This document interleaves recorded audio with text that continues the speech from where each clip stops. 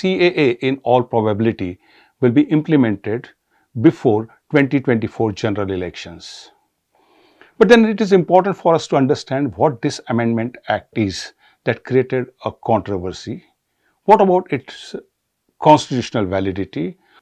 It is not about lawful immigration to India, but it is only about illegal migrants. And further, CAA is not only about Hindus, but about 6 minority groups from neighboring countries. In any case, Part 2 of our Constitution, which deals with citizenship provisions, expressly discriminates in the matters of granting of citizenship. Article 7 declares that any person who, after 1st March 1947, migrated from India to the territories now included in Pakistan shall not be deemed to be Indian citizen. Or even if someone finds CAA as discriminatory, that does not ipso facto make the act unconstitutional. Namaskar दोस्तों, Citizenship Amendment Act passed in 2019 created a huge controversy. There were protests and criticism that this act is discriminatory. It discriminates on the basis of religion and therefore it is against our secular ethos and basic constitutional values. Well, this Amendment Act passed in 2019 has not been implemented till date for the want of governing rules. But as per media reports, government is likely to promulgate these rules shortly and that CAA in all probability will be implemented before 2024 general elections. But then it is important for us to understand what this Amendment Act is that created a controversy.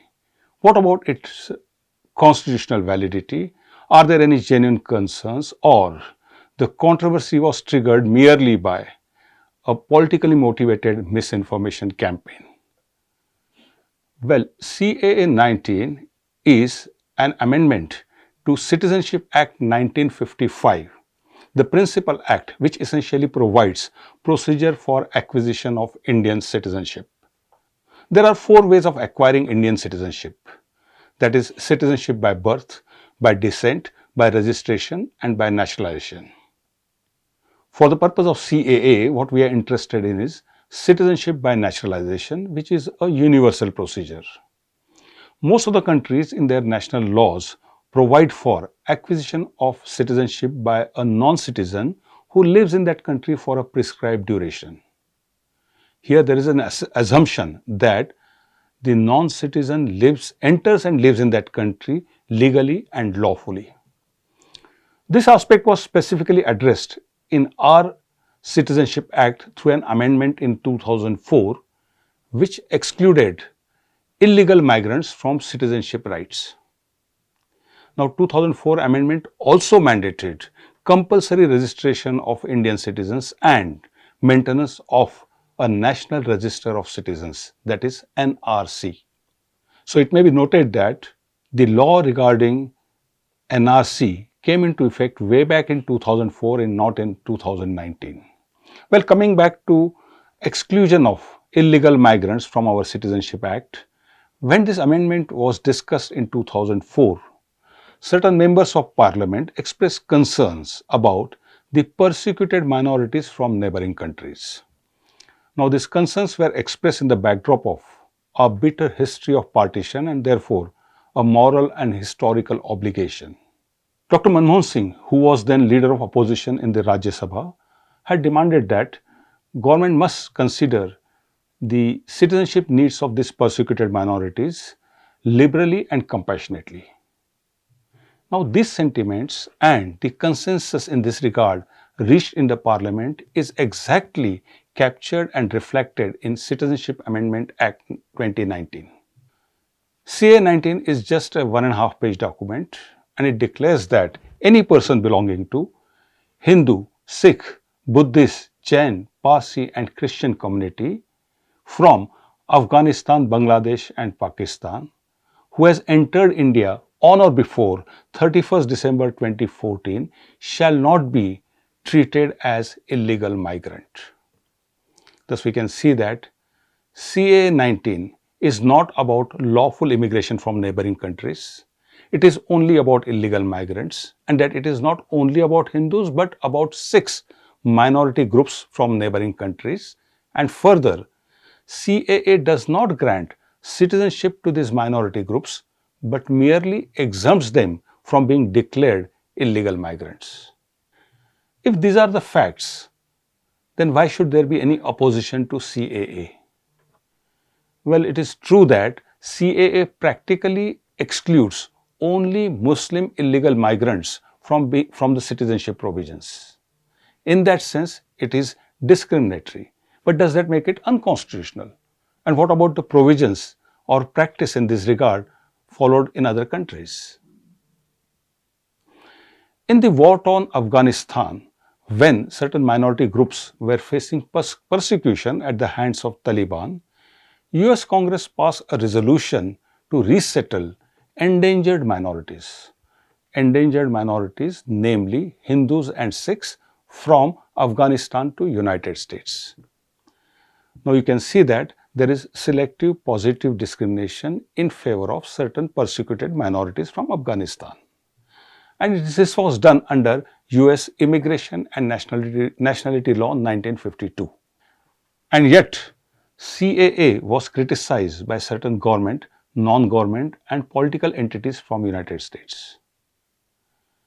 Let us now examine the constitutional validity of CAA 19 in the backdrop of fundamental right to equality and non-discrimination guaranteed by Indian Constitution.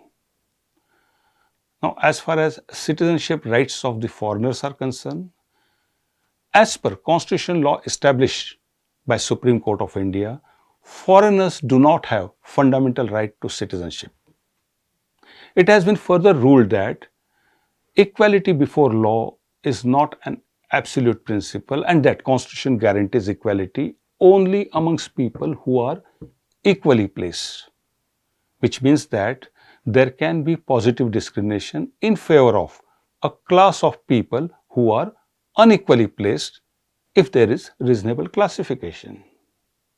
Now, persecuted minorities amongst illegal migrants from neighboring countries is definitely a reasonable classification and meets the test of what is reasonable prescribed by Supreme Court, as there is intelligible differential, that is persecuted minorities as a distinguishable group, and the differential has rational connect with the object of CAA 19. Or even if someone finds CAA as discriminatory, that does not ipso facto make the act unconstitutional. In any case, Part 2 of our Constitution, which deals with citizenship provisions, expressly discriminates in the matters of granting of citizenship. Article 6 provides for automatic grant of citizenship to migrants from Pakistan to India immediately before and after partition for certain duration. However, Article 7 makes an exception to this. Article 7 declares that any person who, after 1st March 1947, migrated from India to the territories now included in Pakistan shall not be deemed to be Indian citizen if he wants to come back to India. Now, someone may argue that Article 7 does not mention any community or religious denomination.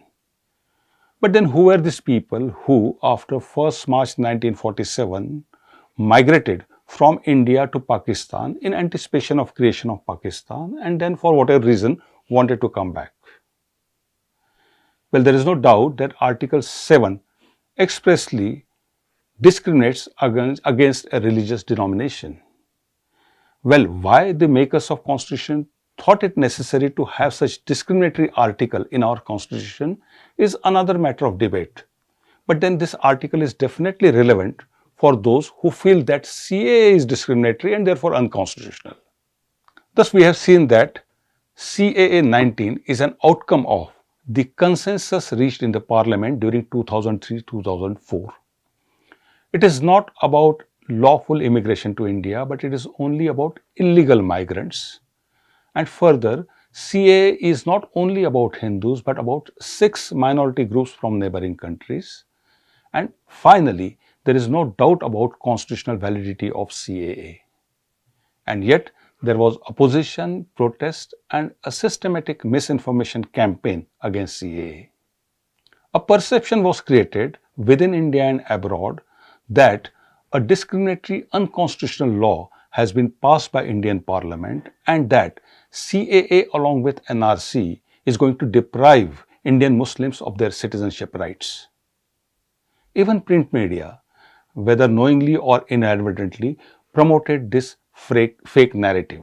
For example, look at this editorial content of a leading English daily published on 23rd March 2021.